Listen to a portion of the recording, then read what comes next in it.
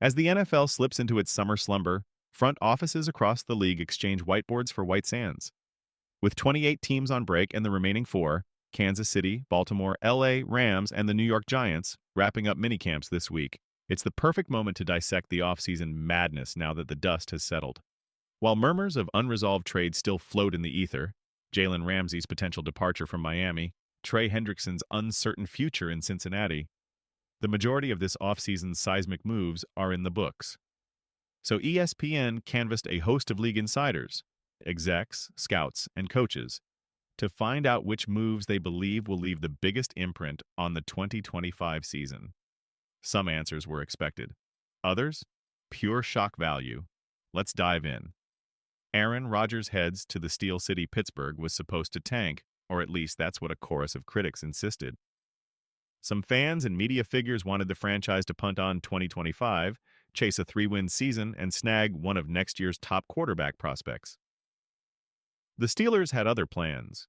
True to form, they zigged when everyone else zagged. In one of the offseason's boldest strokes, Pittsburgh landed 41-year-old Aaron Rodgers on a surprisingly modest contract, $13.65 million base, potentially rising to $20 million with incentives. While some dismissed it as a desperation move, NFL insiders aren't so quick to scoff. "He's still slinging it," said one longtime offensive coordinator. "Best arm in Pittsburgh since Big Ben. Maybe better."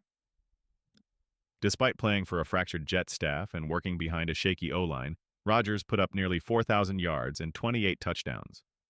He lacked chemistry with his top targets, yet still managed to produce. "He doesn't move like he used to," an AFC exec admitted. "But from the pocket, he's still lethal. That's something Pittsburgh hasn't had in years." Rodgers brings gravitas, accuracy, and vision, three things the Steelers have been starved for under center. If his body holds up, this could be a game changer. George Pickens joins the Cowboys' Cavalry. Pickens' exit from Pittsburgh was inevitable. His immense talent was too often overshadowed by immaturity. The Steelers didn't see a personality match with Rodgers, and Dallas smelled opportunity.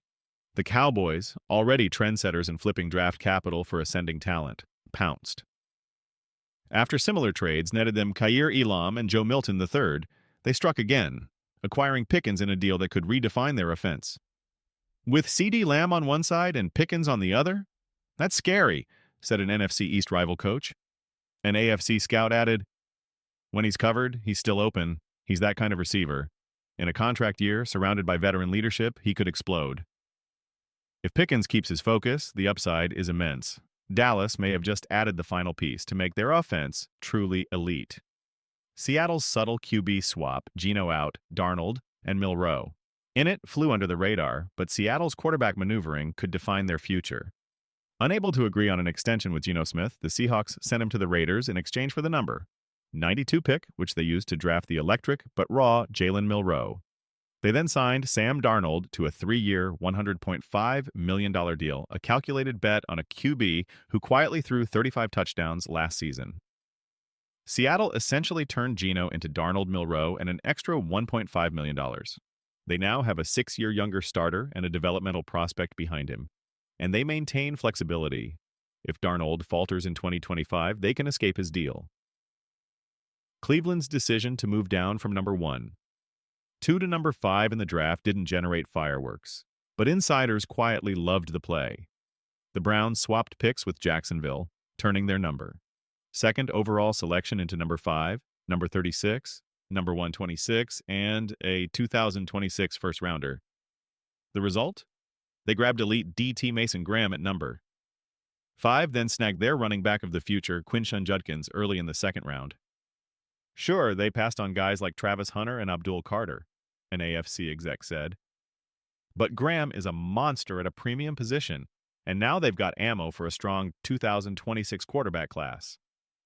"He's still elite," said an NFL evaluator. "You can line him up outside, inside, wherever. McVay will scheme him into nightmares."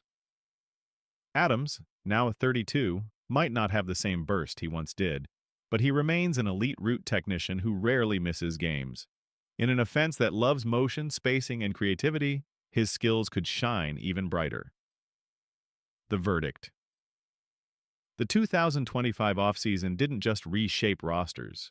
It redefined expectations. From future Hall of Famers chasing one last run to teams laying the foundation for what's next, the moves above could echo well into the next decade. And with training camp around the corner, we're about to find out which of these gambles pay off and which ones implode under the spotlight.